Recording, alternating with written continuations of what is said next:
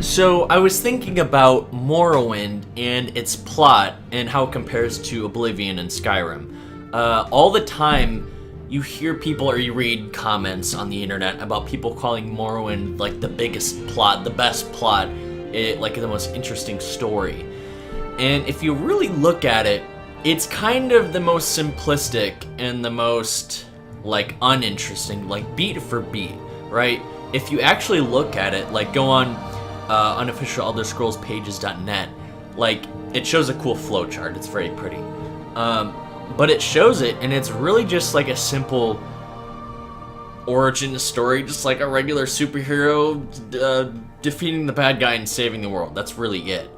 Like you pretty much just learn about the Nerevar and the Sixth House, and then figure out, oh hey, I'm reincarnated from this guy who lived a long time ago, and yeah, and then you save the world, and that's pretty much it.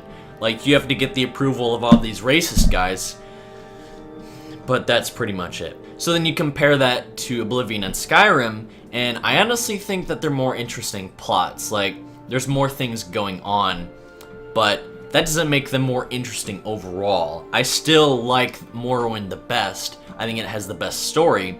So I'm going to talk about what that means. Like, what makes Morrowind different? Why is it so revered? So I came across this podcast by John August. He's a screenwriter.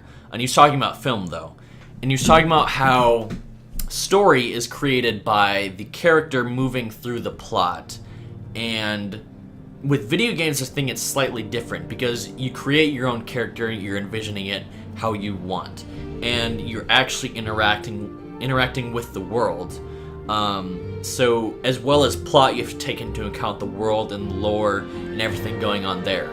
So as you, the character, move throughout the quest of Morrowind, like you're interacting with all these unique characters and all these unique like NPCs and villains and this whole world and this whole lore that's really, really interesting. Even if they are kind of racist, like it's still really interesting.